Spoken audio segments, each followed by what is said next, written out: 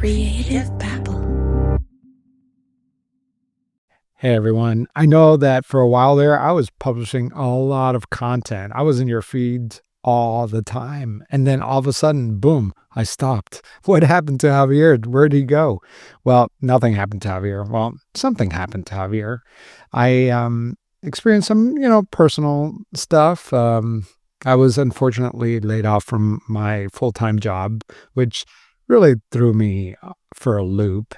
But I know that sounds bad, but actually this is really good news for you because I am now a full-time podcaster, which is terrifying. It was really cool telling people, like when they would say, "Hey, what do you do for a living?" I would say, "Oh, well, I work at this software company, but on the side, I do this podcast." And that was always cool. And then since the layoff, someone asked me what I do for a living, and I said, I'm a podcaster. And boy, that sounded really lame, because I don't know, that just doesn't sound like a real job. But guess what? It is my job now. I am a full-time podcaster. Since then, I've come up with a better response. I'm the owner of a production company that produces multiple podcasts. So I'm working on the pitch. But either way, this is great news for you and great news for me because this was the trajectory that my career was going in anyways. I've always wanted to do this full time. I've been doing it for almost 8 years.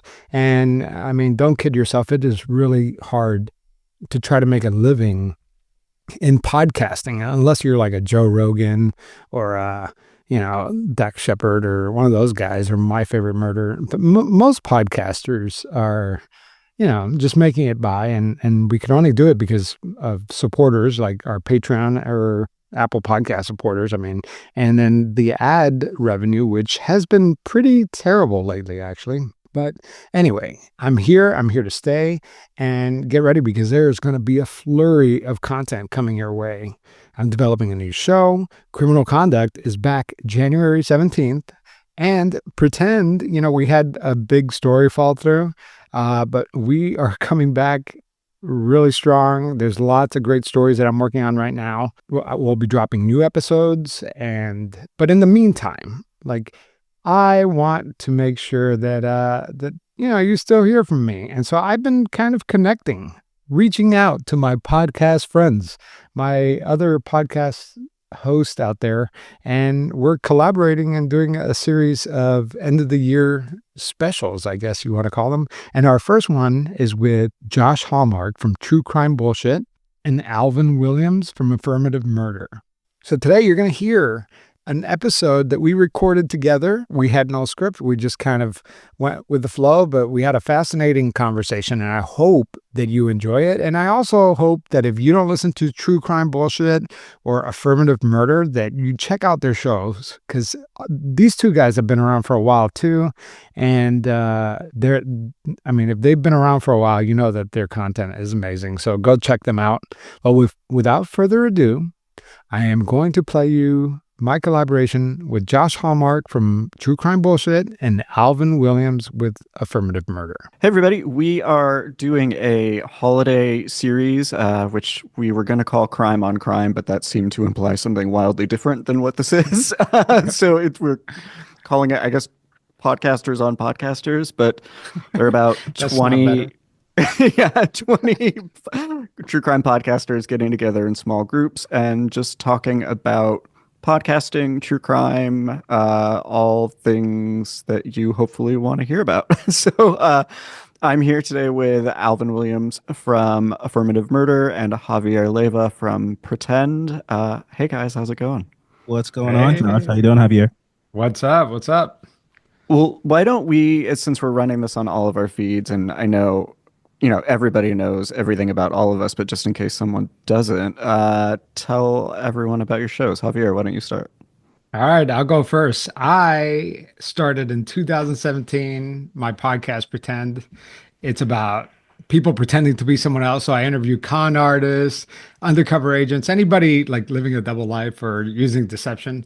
And it's a cool little theme because I could really flex either way. But I've been doing it for almost 8 years now, and it's awesome.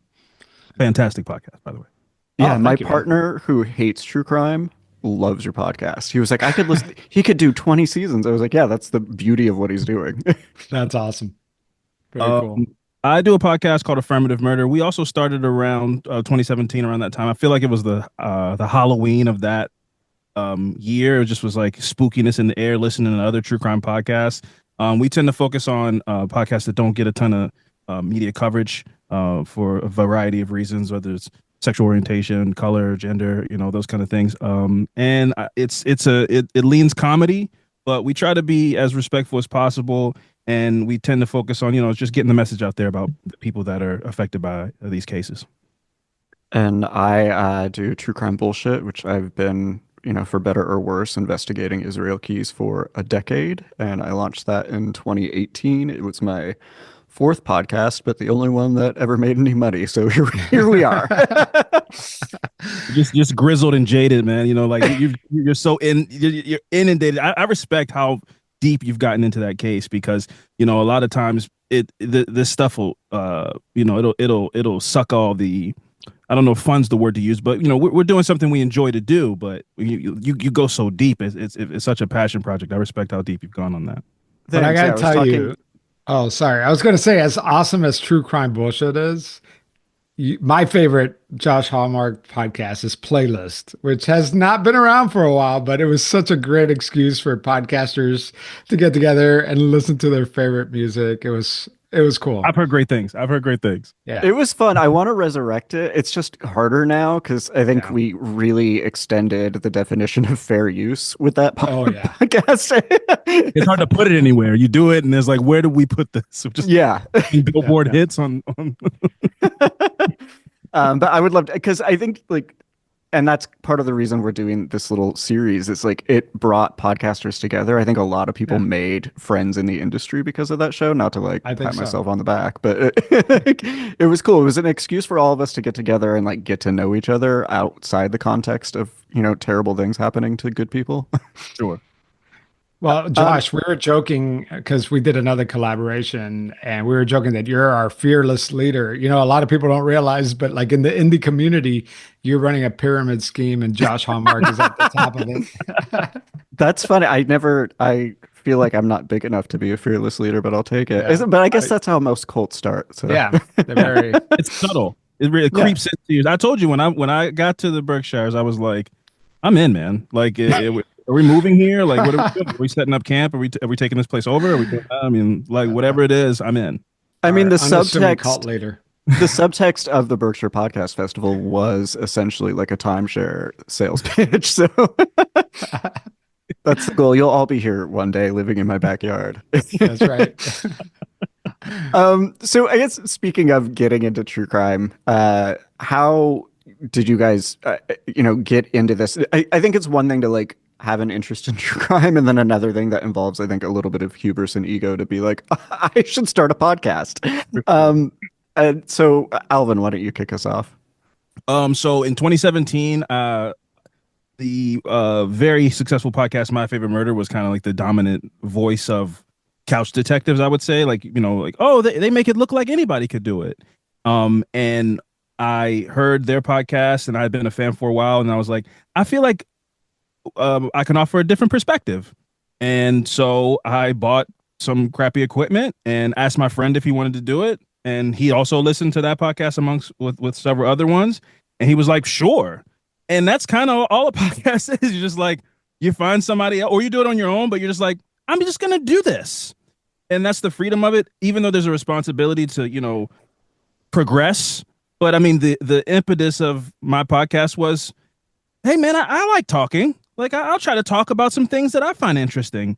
And it's been almost a decade later. And so, yeah. Did you ever have that moment where you're like, I'm going to do this, and then you start creating it, and then you're like, wait, I should not be doing this? So many times. I mean, editing, learning all the new things, realizing how long 20 minutes is. When you have to fill time and you're like, I think I'm going to do an hour podcast. And then you've been talking for 8 days, and you look at the little minutes counter, and it's been 15 minutes. Mm-hmm. And your 15 minutes, especially early on, you guys both know, it's a bunch of what else should I say? Yeah, and it's just a lot of just fumbling, and even in the fumbles, you've cultivated about 15 minutes of work, and then when you learn to edit, that gets whittled down to 7 minutes, and you're like, how am I going to fill this time? So many times I was like, what am I? Why am I doing this? I'm just in my basement. Who's listening? All of those things come to mind so many times. So Oh many yeah. times people will be like, I don't understand why it's 45 minutes. Why can't it be an hour? And you're like, because those 15 minutes feel like 10 days. Oh my God. Javier, what about you? Well, I'm going to give a different answer because I think my audience is sick and tired hearing of my origin story. But But my honestly, our audiences aren't. oh, that's true. Well, I'll give you like the Cliff Notes version. So my cousin, he's a con artist, and he was getting ready to go to federal prison. I knew he People are was tired back. of this story. Yeah, I guess I'm tired of this story. I've So known you for almost a decade, and this is the first time I'm hearing this All story. okay, well, let's go into it, I guess. So then my cousin, he's getting ready to go to federal prison. He's a black sheep of the family. Everybody knows he's the bad guy, but nobody knows exactly what he did. And so around that same time, I was thinking about starting a podcast. And so I sat down with him. I said, Eric, could you tell me what you did? And he told me everything he did, from breaking into cars to breaking into houses to staging car accidents for insurance fraud to all the way to he bought a medical clinic, hired a real doctor to write opioid prescriptions.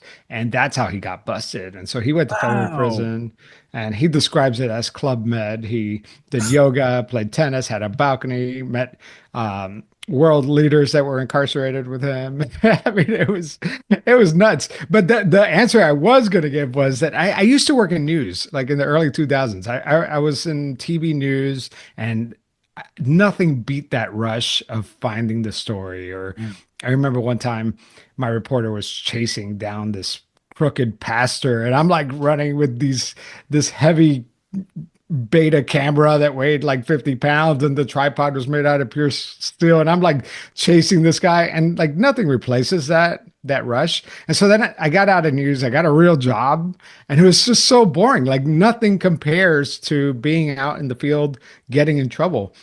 And so I just thought, hey, you know what? Podcasting was kind of rolling out around. I mean, it was around for a while, but like it just gave me a platform to try to do news again. And suddenly, like, life got a lot more interesting, a little too interesting.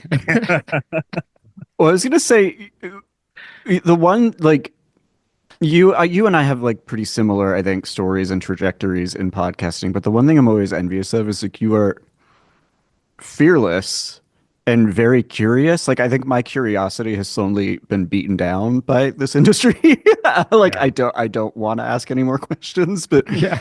I really appreciate that you don't seem to give a fuck. You were like, oh yeah, sure, I'll go hang out with a cult, or like, yeah, sure, I'll target this woman who's been an online bully and a liar and a sociopath. Well, sometimes I do it out of pure ignorance, right? So like I start scratching the surface thinking everything's safe, everything's cool. And then I get so deep into it that how could I turn down the invitation from the cult leader, right? Like how could I not like complete the job? And like Alvin, like you said, like, whoa, am I a little in over my head? Yeah. Like why me? Why am I doing this? I'm just one guy. And so like, yeah, I have those questions all the time. Like, what the hell did I just get myself into? But I think that that's cool that like you keep the wonderment. I think that's Yeah. what's great about Yeah. podcasting. Like even if you do it part time, if it's something you do as a little side thing, it gives you this sense of being a kid again, and creating, and that fearlessness or ignorance or whatever it is, where you're just like, I'll try something because like why not?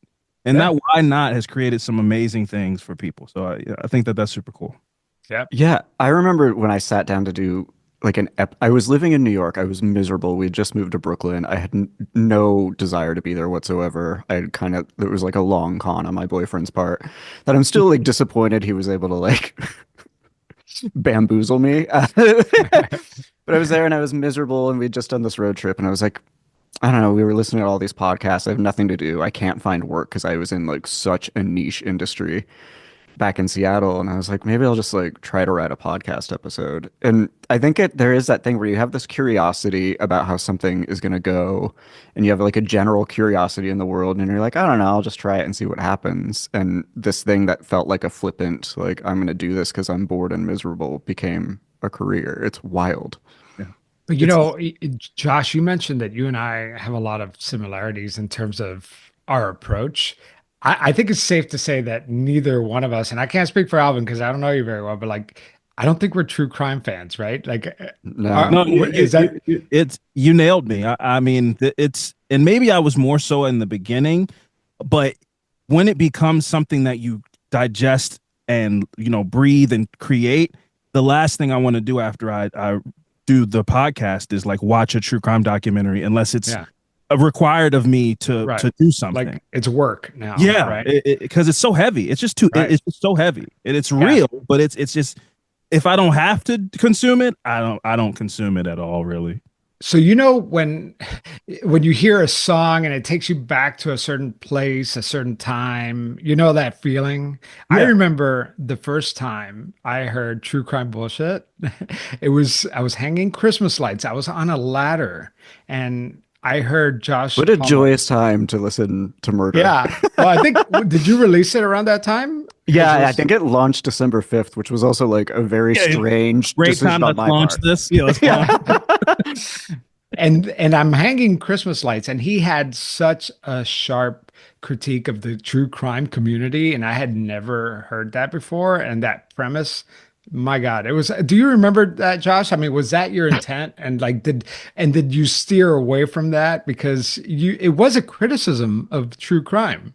It was totally my intent, and I will never forget it because I got raked over the fucking coals for it. I think it was too early for I think, true crime community writ large to be having those conversations and interrogating their interest in true crime. I think now it would do very well. But I think back then people were like, shut up, I just want to enjoy my murder in peace and not have to like Feel analyze guilty why. about it. it's Yeah. a Yeah, it's a totally. feather ruffling conversation still, but I think we're on the other side of we can have a real conversation about how we consume these things. Yeah, I Yeah. think like Michelle McNamara was like a huge part of this like sea change in it. And then I think thereafter, like everyone kind of had to analyze how they were contributing to a greater problem. And it's cool because I even well, not even is an understatement, shows like Wine and Crime, that's supposed to be a comedy, is doing such a great job of like subverting how we look at and discuss true crime. Yes. Yeah. And do you find that interesting? A lot of these crime and alcohol of choice podcasts, like there's a lot of them, right? Like Hmm. Wine and Crime and all these guys, they started out with the intention of like, hey, I like true crime and I like to have some booze when Yeah. I consume true crime. And then it seems like a lot of these shows had this like moment of reckoning where they realized this, like that responsibility, Alvin, that you mentioned Yeah. earlier. Is like, oh shit, this is not like entertainment anymore. Like this is like real people's lives. And I've noticed like a real big shift, even within those podcasts, like the ones Yeah. described that. There's an awakening that happens for sure because, I mean, when I first started my podcast, it's a I wanted to make sure that my friendship came through and we found our Right. times to laugh. But when you do 20 cases about people that have been horribly killed and nobody focused in on it, the funny is hard to find because you start to make the web of like, oh, this is a problem. So Yeah. before, when you were just drinking wine with your friends and watching Dateline or whatever, that's an activity that you do. But once you start diving in and you start seeing systemic problems and stuff, it's like, oh no, this is not like just campfire stories. This is real, and Right. we need to be more careful about how we disseminate it. So if that doesn't happen for people, I don't see them lasting long. Like if you're 50 episodes in and you're still like, man, and then Right. there's blood everywhere, it's like They there's fell down the staircase. Ha ha yeah, ha. like a Yeah. shift should come if you are Right. really paying attention to what you're talking about. I remember early in the show, I was at like some true crime event, and they had with the podcasters, they had like vendors, and there was this woman who made dog bandanas, true crime themed dog bandanas, which I guess is the thing someone needed. And there were like cartoon drawings of Ted Bundy with like Ted Bundy phrases on some of them, but the organizer seated her directly next to one of Ted Bundy's only surviving Oh, victims. Yeah. And I was seated across from him, and I was just like staring at these two booths next to each other, being like, this is so fundamentally fucked. And that that is. person will never see what's the issue with what they're like, if they're that committed Oh, to, I think she saw. you think, It's just, Yeah, I got to see a reckoning happen in real time. It was amazing. wow. But yeah, I mean, it's turned into an industry, right? True crime. And I have devoted a lot of time to calling out some of these like true crime vultures. I mean, not just the one that I'm sure we're going to talk about, but like even forensic scientists who, like they have TED Talks and all this stuff that are pretty much promoting junk science out there that's taken really seriously by the law enforcement community. I did this piece on this forensic pathologist that says that he created this machine that if you put the victim's family's fingernail clippings into this machine, that he could find the body, an unmarked grave from like thousands of or hundreds of miles away. oh, And psychic as mysticism. yeah, but you guys are giving me a weird look. Yeah, this, But actual law enforcement detectives, CSI professionals are taking week-long trainings with this guy, and they think it's real, and then they use it in the field, and sometimes it gets admitted into court. And so, but these are people that are leveraging true crime, and not only as entertainment, but also just to get rich or get yeah, famous. It's kind of gross. It's a weird, actually, and I feel like this is a tough conversation to have, but I think this is the right group. Like, there is a weird thing that happens when you realize like you can make a lot of money off of this. When you're in a position to be like, oh, like I could be more sensationalist, or I could put out more episodes that are, of lower quality because I'm just churning shit out and make a fuck ton of money. And you kind of like, A, have to reconcile that power and that dynamic within the culture, but also like make a choice of, am I going to do the right thing or am I going to do the right thing for me? It's Right. like, what are your feelings on monetizing this? Because like, A, we all have lives. We have to feed ourselves. This is a full-time job. Like I can't do this and work a day job. It's just yeah, impossible. And so there is this thing of like, hey, if you want the podcast, I have to make money. But there's also this weird thing of like, I'm making money and I'm having like a career high because Yeah. of terrible things that happen to people. yeah. I would feel terrible if I were driving like a really fancy car and lived in a mansion or something like that. But at least the podcasters in our tier, like I don't know anybody who's living that lifestyle. Like I don't feel bad about monetizing it because there's just no other way. Like Yeah. how would we Yeah. give this information to you? There's just no way. And I worked a full-time job for until recently, and now I'm full-time podcaster and like I have to live, right? Yeah. Like and I have to be able to pay my editors and my producers. Like, how do you expect this stuff to like materialize in your podcast feed? Yeah. You know? It's a man hours thing for sure. I would agree. I'm not going to say any names about what you were just saying, Javier, but I do know there are Oh, definitely I'm sure. I'm sure yeah, there for sure. are. Yeah. And that part that's hard for me to reconcile with in the sense that like, if you create something that a lot of people like, then I can't judge you for your lifestyle. But if what you create, in a way, we all can be honest about it, like exploiting becomes this negative word in a lot, especially in the context of what we're doing, but things get exploited. Like if I'm talking about something, I am feeding off of the ecosystem of that, that tragedy or whatever it is. But if I take the money that I earn from that and I start living like a rock star and I'm signing autographs and I don't want to talk to people and I have sunglasses on and I buy a big giant truck and it just is it's weird to present that to and obviously Mhm. your cult following will not care, but somebody who's a victim of this or the person whose family Right. you've profited off of sees you like jumping out of a tricked out truck and going into your mansion, it presents the wrong message. Yeah. So I feel like, there's nothing wrong with monetizing, but you just have to have integrity. There are Yeah. people putting, evidence that they've collected behind paywalls. There are people that are rushing to do stories before the evidence has been made apparent. So you're kind of messing up the investigation.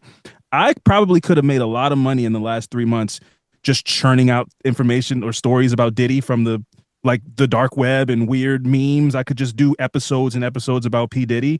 But why would I churn out a machine of misinformation and disinformation? I don't agree with that. Like the point of this is to try to educate people and educate ourselves. So why put out stuff that hasn't been vetted and is could be false for the algorithm?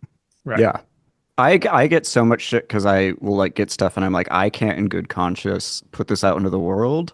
And some asshole actually went to the effort to like FOIA something so that they could release Keys's girlfriend's FBI interviews to the world. And it's like this woman doesn't want to be out in the world. She wants to live a private life. She's been through enough fucking trauma, and you're spending over $1,000 just to release this, what, to like say fuck you to me? And the only Yeah. person you're hurting is her. Like, Right. It's so weird. And you're in such a unique position as well because you've spent so much time on a major case. And I've seen people who have done a couple of episodes on a story and then it pops, somebody else from another podcast does the story and they feel this sense of entitlement of like, Hmm. this is my backyard or my field. And like, have you experienced people trying to say that you're stepping on their toes or that's that rivalry that you're saying about, you know, researching a story that's publicly available. Now you being the journalist that you are compared to somebody else, that's a different story. But like this is public information that we're doing. I mean, that's yeah, crazy to fight over something like that.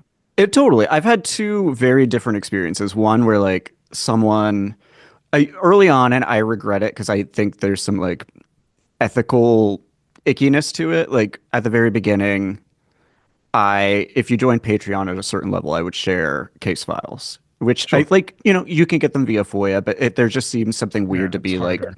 yeah, monetizing it like not directly, but indirectly. And someone had like joined Patreon, downloaded all the case files, and then started a Keys podcast called With FOIA. with the FOIA, and like they used a similar name to mine, a similar logo. They were using clips from my show, and like that, I was like, dude, like go fuck yourself. But Yeah. then like somewhere in the pines, they came out and they were like, we were inspired by your show, and there was an impulse to be like, but it's like, dude, like fuck me, like Yeah. I don't own this, and then I was like, dude, I could like be mad about this or like stonewall them, or I could say like, hey, you have new ideas, you have interesting ideas, let's work together, and that's Yeah. what we've done now. That's cool. I think that that's awesome. Like, I mean, because um, in a broader sense, I've talked to like detectives and stuff about this when I go to some of these conventions about the use of private citizens who have a passion for this. Like, it's a tool that's available, and a lot of us and them people that listen to true crime are dogged investigators. They don't sleep. They will go to the ends of the earth to investigate something that they find a passion for. And so I always like to ask other people in the industry, like what are your thoughts on that becoming more of a used tool? Because it can be a dangerous weapon, but it can be a tool. And how you feel about like departments and investigators reaching out to couch detectives, if you will? What do you think, Javier? Because I think, for me, it's very singular. For you, you've done a bunch of investigations. Yeah, I mean, I don't know.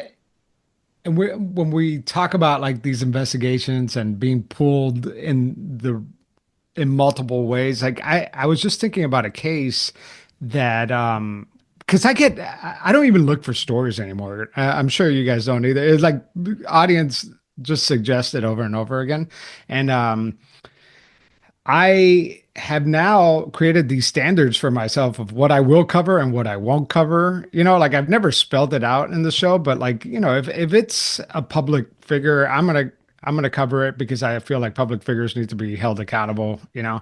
But if it's just like a private person, I always wrestle with that because there's so much drama like with regular people and people want to use your show to air their other people's dirty laundry. And that's something that I never want my show to become like the Jerry Springer show or anything like that. So like I'm constantly wrestling and creating these rules that I never had. It's like this charter that I never created at the beginning, but that I'm writing as I go along Yeah. of what I will cover and what I won't cover. And yeah, it's a constant struggle, right? Wait, so I've had you get a lot of emails from people that are like, my neighbor's a con artist, and there's just Oh like yeah. bad. They're Well, just a bad neighbor. I mean, and sometimes I'll do it, right? Because like if there's court documents and police records to back that stuff up, And I feel like that's okay because there is a case to be made that you're warning somebody else about a person that could be a predator out there that's taking advantage of people. I Yeah. remember this one story, and it was this guy that called me, and he thought I was going to pay him for the story. Like that was his first question. He's like, how much are you going to pay me for this?" And I'm like, "I'm not going to pay you anything." And usually that's a red flag because I'm like, "Whoa, okay, this guy's coming in with weird motives." But then his other motive is that he really, really hates his ex-wife. And so he wants to throw her name out there. But I covered the story anyway there because it was just so freaking crazy. And I had the documents to back it up. Yeah. This woman created multiple accounts and phone numbers and all that to really just mess with her husband. Just she was fucking with him for years, okay? And she was working for the lieutenant governor of Georgia, and she even impersonated the lieutenant governor of Georgia. She got into his email account, emailing her husband about stuff. I mean, she was just messing with this guy for years. Now, she wasn't a con artist in the sense that she's a risk to somebody else, Yeah. right? Like she's not gonna she had one target, and that was her husband. And so, but at the end of the day, when I did that story, instead of her being the villain in the story, he turned out to be kind of like the villain in the story because his motives were so transparent, and the wife was very sympathetic. Like he cheated on her all the time. Like women were writing to me like, "Yes, go girl," Yeah. like that's Guy's a awesome. bad person. So like it kind of blew up in his face. Like I think he intended to air his dirty laundry to get back at his ex-wife, but he ended up looking like the jerk in the end. So That's where I respect your curiosity and my cynicism gets in the way because I've gotten emails from people and every time I do, I'm like, oh, you just have an axe to grind. And like I oh, don't they even all bother do. reading. But everybody does, right? Like everybody has an angle, everybody has an axe to grind. The important thing is to make sure that you're doing your work to make sure that you get other axes in the picture, right? Like it's not just that one axe. And that happened recently with the LaDonna Humphrey case that I covered. When people approach me with a story about how bad this person is, I'm like, you just want to take this person down. Right. But when that one story becomes like 30 stories or something like that, then it becomes like overwhelming. It's like, okay, maybe there's something there, right? It's funny. I don't want to turn this into the Javier show, but I have No, no, we so don't. many questions about this season of Pretend. And I think they're probably different questions than you're used to. So you've had a banner year. You did a whole season on someone in the true crime podcasting community who was scamming people, among many other things, allegedly. And I guess it takes, I think, a lot of balls, for lack of a better word, to be like, I'm going to do an expose about someone in my community who, like, I know, who my friends know, who is in many circles like a respected voice. What led you to that decision? And then what was that process like as you were investigating her and eventually interviewing her?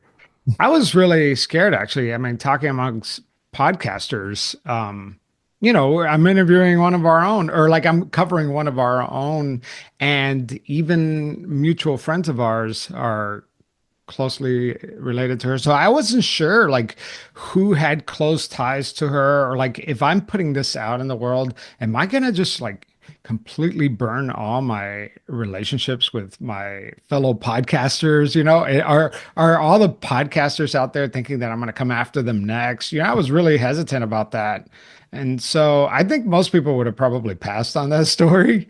But honestly, I didn't even fully believe all the accusations, and I didn't really understand how bad things were when I actually interviewed LaDonna Humphrey. I interviewed her really not knowing all the details. And when I interviewed her and she gave me a whole hour. Like I had like I think like 7 or 8 pages of questions and she answered every single one of my questions.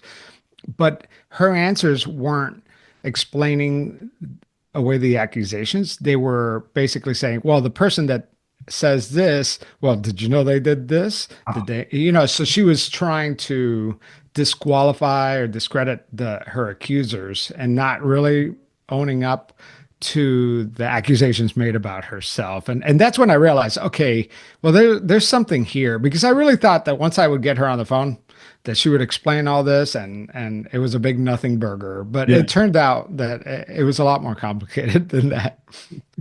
Yeah. It was a wild thing. I was listening to the bulk of it while I was on a research trip. Like, I cannot explain like how meta and psychologically vexing it was to be like driving around researching keys while listening to your friend interview your other friends about a woman you know and the crimes she has allegedly committed. Like, it was just a total mind fuck, but it was like I it, you've done a lot of amazing work, and I'm great to see you finally get the attention I think you've deserved for years now. But do Thank you. you have any feelings about it being on this specific case? Because I think of like your work with the cult, which was so good and so out, like you put yourself out there in ways I don't think you have in other seasons. So do you have any like mixed Well, feelings about it? oh, no, this is like the worst time to ask me that question because it's like I just wrapped up this monster blockbuster season on LaDonna Humphrey, and I'm thinking, how the heck do I top this? You know? And I always have that problem, by the way. This is like not new. You know, I did the Frank Abagnale thing, and I was like, I'll never find another case like that. And then right around the corner, there was a stalker case that I did, which was crazy. And I'm like, oh no, that was it. And then LaDonna came. And so like right now I'm in one of those moments where like I'm kind of stuck. I had a big story fall through. I'm like scrambling to find new cases. And a lot of the stories that I work on take like 6 months to a year to produce. So it's like I feel like I'm really behind the eight ball. And actually, to answer your question, Josh, and I think you were talking about like going where the algorithm or like where people want you to go. I actually found another LaDonna Humphrey in our space, and I'm not going to cover it. I mean, it is so juicy, it is so tempting, but I'm You not don't, even but going to touch it. you don't want to become Yeah, I don't that want. guy. Yeah. Right. I don't want to become that guy. And I get so, that. like, that's hard resisting that temptation, knowing that I have, like, A a great lot of story. little stories and Yeah. I got this crazy potential big story, but I don't want to do it because I don't want that to become my thing, you know? Yeah. It's so funny. Like I'm like we're talking about the ethics and respect, but like in the back of my head are like images of a bunch of people in the space. Like, is it him? Is it her? Is it him? Is it? And I'm gonna Now have to you're like, like you're going through your Rolodex. yeah. I, just like LaDonna, I had no idea who LaDonna was, even though we were all like in the same circles. And this other person, I don't know her personally, but yeah, I mean, same thing. Crime Con, like a big star in the space and shady background. But yeah, not gonna touch it. There's a lot of Al it. uh-huh. Alvin, how do you pick your cases? Because you're mostly episodic. Yeah.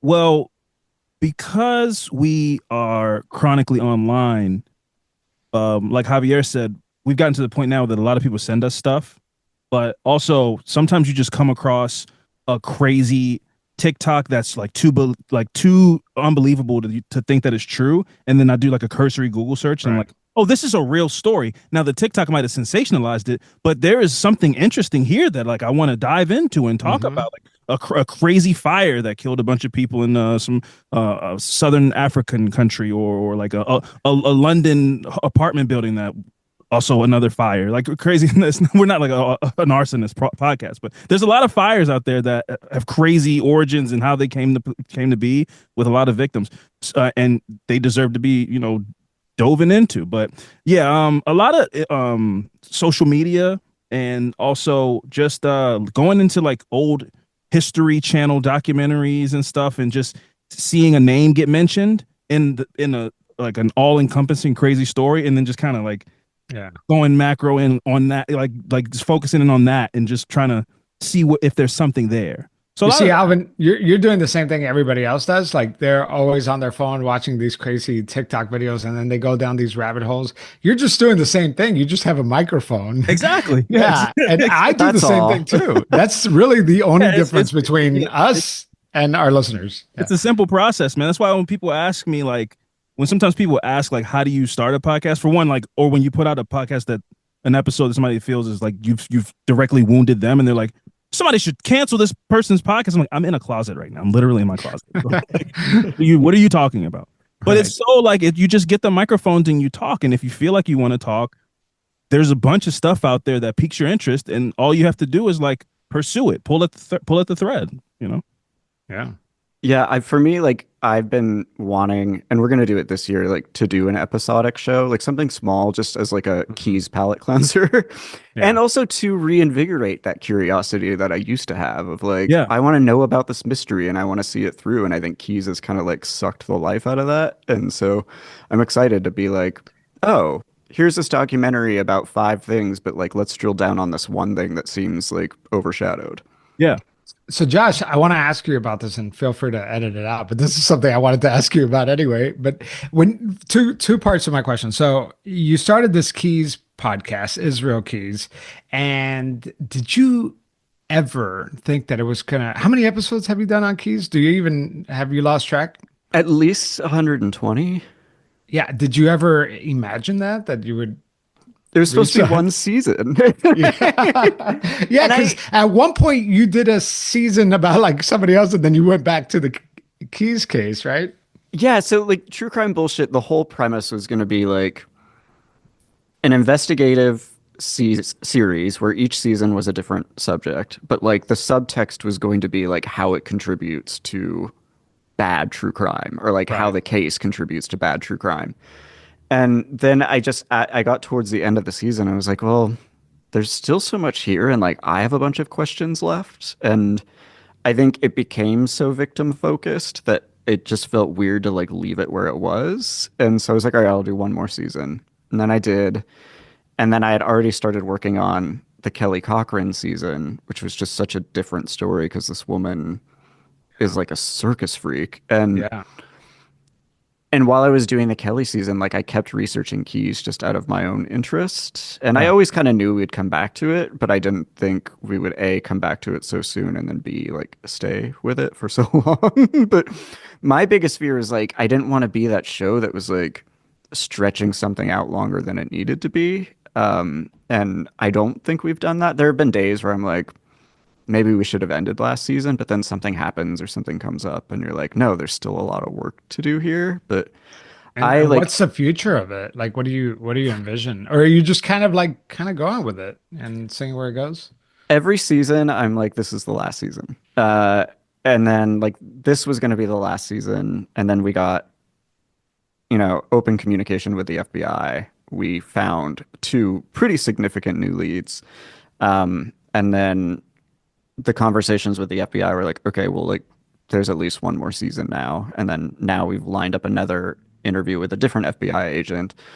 And it's like, and we have a FOIA that they told us has a 6-year turnaround time. So I'm like, so what am I gonna like Oh, end the show and then 4 years later get all this documentation? So I right. don't know. Like I can't, it's not sustainable anymore to do it in the way that I used to do it. And I will never get tired of investigating keys, but I sometimes get tired of talking about keys. Sure. Yeah. Because you're living in it. I mean, it's not just like the listeners are just listening to episodes, but you're marinating in it all the time, right? Like even in your sleep, I would imagine. Well, and it's like that's to a lot of people, that's who I am now, even though like to me that's not who I am. Yeah. And At all. I was telling someone like my grandma died, and I just remember like I was communicating with my cousins about her death and like what we were supposed to do, and like Facebook messages kept coming in being like, what about this? And do you think this? And like, do you think Keys was here? And I was like, this is too much. This is my personal like family. Yeah. Like we're not, Yeah. yeah, the two like George Costanza and the two worlds. Yeah. And so what about like there's this new Hulu doc on Yeah. Key. I haven't watched it. Like what can we talk about that, or is that like I mean, I sensitive? never signed anything, so I guess we can. I was supposed to be in it. I was the first person they contacted. We talked, I don't know, probably like 6 hours, phone calls, just phone calls alone, which I was just off the heels of doing another documentary for AMC. Mhm. And I think I have a bad tendency to like change my point of view based on my most recent experience. And like that was such a positive experience. And so I was like, okay, like, and I'd done 2020 and that was a positive experience. And they're both ABC, the Hulu doc in 2020. And so I was like, all right, I feel good like sharing some information before we get attorneys involved. And the guy I talked to had made some pretty sweeping promises, like bare minimum, you'll be an executive producer, and like we'll probably have like 40% of it devoted to you on screen. And I was like, cool. And like I know you know, Javier, like no one in our positions does TV for the money. And No, so I was like, it's just going to be cool to like collaborate with people and to get like some yeah, free promotion for the podcast. sure. And after I'd shared tons of information, we got attorneys involved, and essentially like what they were going to pay me ended up being less than I was going to have to pay my attorney to negotiate the contract, which I was fine with. But then they were like, okay, so like we were able to get some bigger names, is the thing they actually said to me. And we don't think we're going to use you in the show, but we still want to use your research. And if you could send us these files and this B-roll. And I was like, Yep, I oh, had like, the same exact problem That's with ins- I was on Netflix. I did this. They used, I mean, and look, it was a positive experience overall. I loved it. The show turned out great. It was awesome, and it got some exposure to pretend, which is what I guess originally I was going to get out of it anyway. But I was just looking around and thinking these people, like this production company, like took my research contact, like, and then I was like you, I was supposed to be one of the main, contributors, and then I got whittled out to like the third episode, and I just felt like the further along the process went, like the more I was getting edged out of it, and I was like, man, I just feel like a lot of these production companies are poaching content creators like us, because we're doing the work. We're like, you're getting these FOIA requests. I mean, this stuff is not easy work, and they're just like swooping in and making a TV show and just like taking the credit for it. And I don't know that I have a problem with that too. It's like, it's the not that I new like want money, but artist exposure thing where they're like, yeah, we can't pay you, but we'll give you exposure. yeah, right, I've heard that too many times to even be satisfied with and yeah, like you guys both have said, it's like sometimes you just take it because it's a good look, or yeah, you can add a credit to your list, or just for me also, when I first started, I did stand up. I was too much of a coward to like drop everything and move to New York and really give it a good go, which is yeah, hilarious to me now because now that I'm doing podcasts, I'm like going on flights and driving to festivals, and right. I'm like, I could have, I could have, if I had more courage, You I could could, still do it. Now you have an yeah, audience. You for could probably sure. fill the place up. Yeah, it's a thought, but like it just is like the like the people who have now come in to see something that is born out of podcasting, like a story about a dating app killer or something like that, is born in these intimate, in ear audible journeys, and then they feel the buzz come around and they're like, how do we make this sexy? And then they take all the people who did all the work and everything, and then they're like, what if like Paris Hilton was telling this story, and they want to give your information and your passion and all the work that you did to somebody else to tell the story and whittle you out. And that's where the ethics part comes in, because they don't care, like they just want to tell a story. I've heard so many Right. stories of people who are like actual advocates for victims, like their family member was murdered, and they asked to be they call them in to be a part of a documentary, and they're like, so we're gonna like, we want this to be like sexy and like a thriller, and they're like, well, I'd like some care to be given to my Mhm. family member. They're like, all right, well, stop contacting them. Let's go ahead and get one of the dudes from Property Brothers to come on here, and they'll talk about it, and it'll be fun. And that happens so much, and like we started off when we were talking about this, is I think that there's a wave that's come in that's like people that not only do the true crime podcasting, but the consumer is like, that's not right. Like that's this is like that's a wrong way to do this. And I think Yeah. that that's cool, and I like that wave of change. I had to have a tough conversation with someone the other day who wanted to reach out to a TV production company. And I was like, look, like no one who's smart gets into podcasting for money. Mhm. They get into it because they care about investigating or talking about crimes from a perspective or a lens that other people aren't. It's like people in TV get into true crime for the money. Like they are not Full having to stop. Full pour, stop.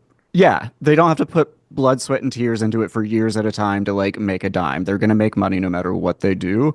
So they don't give a fuck about the investigation. They are only interested in telling a story that's going to make them money. And like the only part you can play in that is like, can you bring them an audience and can you give them credibility? And it just like, I've had to learn the hard way. Like, you are just a cog in the machine. You are a reason for someone else to make money off of your hard work. And I remember Yeah. that the Hulu people, they were like, well, thank you. And I was like, fuck you. I don't want to thank you in the credits. Like, fuck off. Yeah. I mean, I get contacted all the time by these production companies, and I have to say they're now that taking my experience from that Netflix doc and I've done Discover ID stuff. It's the same stuff, right? You know, but I have met some serious production companies that really do want to partner and because like my thing is like you said, Josh, I just want to have some say in the story and how it's told. And I don't want to just like slap my face on there and then I don't could you imagine you know you do this interview and you have no content control so you don't know what they're saying around you and then you find out when it airs on national television. I mean like that's terrifying. So I never want I mean I feel like I have some sort of responsibility to the victims or to the story to tell it the way I feel is right, you know? But maybe I'm a control freak. I don't know. I mean, I think it's both. Like that, it turned out it was a blessing I didn't end up doing the Hulu thing because I Oh, found their really? coverage kind of gross. And then Oh, really? also when I did the AMC thing, which was less about keys and more about me, I like every night when we wrapped, I was like, okay, what did I say that they can take out of context? Like, how am I going to get fucked on this? And Right. thankfully they didn't. I mean, there were a few like Good. small things, but yeah, it's terrifying and you have no control unless you're an EP. Yeah. I imagine that that's how our guests feel now that you talk about it. I was like, Well, I send most of my guests. I'm like, okay, I here's the guess that final guy, product. I guess that's why that guy wanted to get paid. But, You're gonna, but yeah. yeah, I don't I know how this get is gonna turn out, so let me put some money in my pocket. You yeah. know. But it's funny like the amount of people that think that we pay our guests. Like I would never pay a guest Well, under any circumstance. Yeah. it's unethical journalistically, like because Right. then they feel the pressure to give you what you want rather than the Right. truth. Right. Exactly. Yeah. I did find, no, I won't say that. Yeah, I'll tell you. I found Sacha Baron Cohen's release form. Hmm. So if you guys ever want that, that gets you out of a lot of trouble. If he could get Rudy Giuliani to lay in bed and like put his hands in his pants and get away with it, yeah, that's awesome. Well, I have the same question for you guys. Like, where do you see this going? Because I live in constant fear that the bottom's going to fall out at any moment, and then I'm going to need to like have a new career. Like, what Mhm. is your plan B? I got one if unless you have one, Alvin. Oh, you go, you go. I would love to one day, like get out of the true crime space. Like, not entirely, but like right now, pretend is my number one thing, you know? And sometimes I just get tired of the negativity, right? And so, like, right now, I'm developing a concept that I've had for years, and it's not crime related. And I'm going to test it out with my Patreon supporters at first and just see how it goes. And if it works, I want to put like all the chips on the table with that concept because I think it would be personally fulfilling for me and maybe I won't be known as the con artist guy, you know, forever. That's a cool moniker So, though. Like yeah. you're gonna be known as. And I'm not done with pretend. I still have fun doing it, but I just don't know like when you zoom out and like look for the next 5, 10 years, you know, I don't Yeah, know. Am I still going to be doing this? Are you still going to be doing keys or, you know, I hope doing not. dark humor and Alvin's show, you know? I feel like once the passion goes, it, that that that will be the moment for a real conversation. Even though Josh, I fully agree with you. I'm always like, I mean, eventually people are gonna stop wearing headphones, right? Like the future's coming. Like something's gonna happen where people don't listen to people talk while they cook or so. I'm always I just don't like, think people so. will stop listening to things. That's always like my inner like you need to figure out something else. But for me, I aside from the podcast, I would love to just start like getting in front of people more. Like whether that's Yeah. I have these ideas to do some kind of variety style live show where we go in Mm. and go into a city and then have a nice entertaining show but also highlight a story a case from each town maybe raise a glass to a cold case, or have a person who's been affected by a case come up, and we just talk about the person, not about the murder, not about the cold case. Just have them talk to us about the experience with their brother, their son, their cousin, and just have a moment to just in to celebrate people. Because I feel like, when you talk so much about these stories, the humanity gets lost. But I'd love to have a moment, and even if that's another podcast pivot, of like just talking to people who have experienced this loss, but talk about it in a positive light, not just come to them about the sadness. But also, and I don't, it's not an idea that I have fully flushed out, so I'm cool to talk about it a little bit.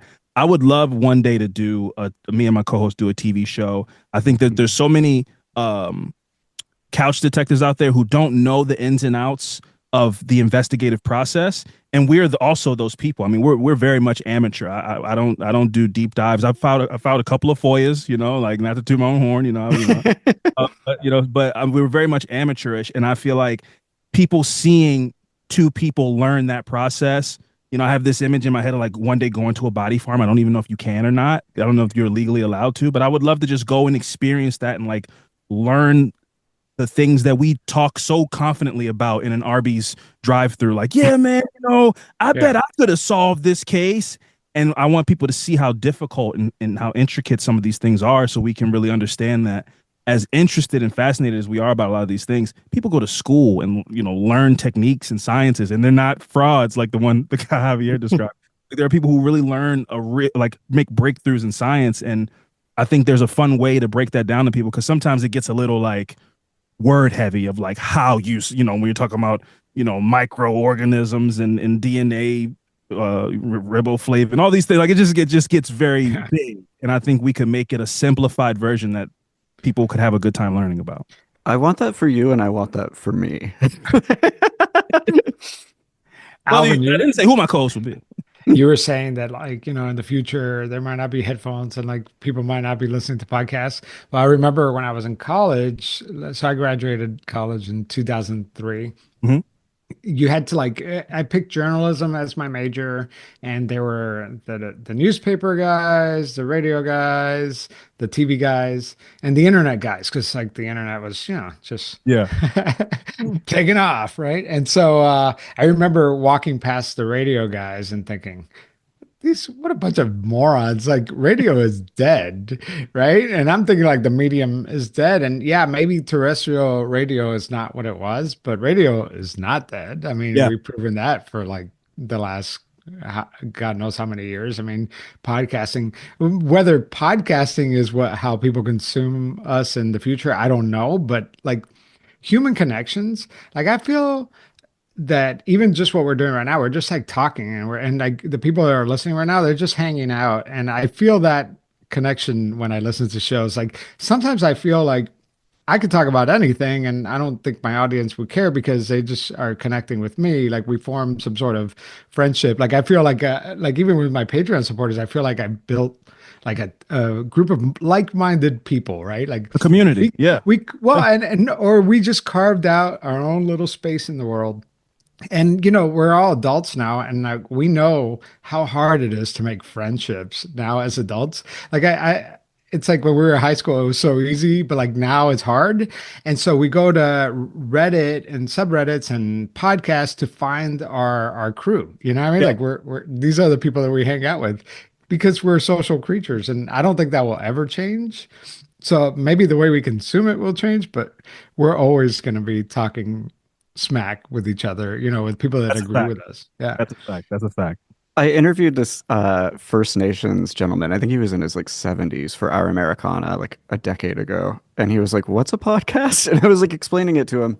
And he was like, "Oh, like a radio show." And I was like, All right. "Yeah, yeah, that's it. That's totally Yeah. exactly what it is." Exactly. Yes. I do think like storytelling has been with us since the dawn of humanity. It's not going anywhere, and maybe like the medium will change, but I think, in terms of like what we do, people will always have an interest in journalism. People will always have an interest in true crime, and people will always have an interest in like sharing stories. And that's the one thing that like helps me sleep at night, or like helps me like pay for a vacation, is to be like, okay, I will be able to pay off this credit card. I can You know adapt. what? Yeah. After, I just didn't realize until recently, maybe it was during the election that it became clear to me that how powerful this medium is. It's more powerful now than TV or whatever. Like candidates are going to talk to podcasters, right? Because we have that much. I mean, can you think of another medium where people will just devote like 30 minutes, an hour and a half to you? Like we No. live in a TikTok world, like Yeah. 5 seconds swipe, and here we have people actually listening to us. I mean, that's a lot of power. Obviously, neither the three of us aren't any Joe Rogans or whatever, but Thank they're God. yeah, thank God. But But the it is retention rate of a podcast is insane. To be able to hold somebody's attention for 2 hours is yeah. it's an ability that I think that when we go, even to go back to what we were talking about, like when you first start, 20 minutes, 30 minutes, like these figuring out these chunks of time, for me to now know how to fill an hour and a half worth of time and feel confident that I could put that out and there are people who will digest an hour and a half of talking. That's a great point, Javier. It's like, Have you ever tried to visualize your audience like per episode? Because you know how like we do ad rates per like how many listeners did you get for one episode yeah, in a 30-day period? And I bet all of our shows like it's about the size of a small city. Like if you ever try to visualize that, like it's that's insane. crazy. Yeah, Isn't that nuts? especially because like for me, I mean, Josh, I can't speak for you. I've been to your office and it is nice. So when you're creating in a space like that, it does feel very professional. But for me, I mean, when we went to our first convention and we had people lining up to talk to us, we were coming from my basement. Right. So like we just went to just kind of get the experience, and then somebody comes up to you and like, "Oh my God, I live in Texas and I love your show." It's like, what are you talking about? Like nobody Isn't listens to that this. crazy? We Yeah. just sit and do this, and we just put it into the ether. Like there's I know. nobody that listens to this, and to learn that there are a lot of people that listen to it, objectively, but there are a lot of people that listen to this. It is a very like humbling experience, especially when you think about like the impetus of starting this, which is like me, at least me personally, I like went to Guitar Center and bought the crappiest mic they had and a little box that you put wires into. And I just talked with my friend for 35 minutes. And to think about that to now is like, yeah, that's insane. Like it's insane to me that there's to even use the word audience. Yeah. Oh, No, I was because like, yeah. I mean, I I was record in my recording. closet too, so I was recording in a closet, like not even a walk-in, just like I would like move the clothes yeah, and then like that's stick how I my face record. in. And I was on like food stamps. I was so broke. I was like, I can't afford to eat, and I'm like hitching my entire life on a podcast. And I mean, fucking thank God it worked out because my marriage certainly wouldn't have. Yeah. Yeah. I mean, it's nuts. I still record in the closet and I'm still having to part clothes to make sure. Yeah, He it's nuts. says with an Emmy strategically placed behind him. Oh, yeah. It's just Well, chocolate filled. sure. The Cadbury.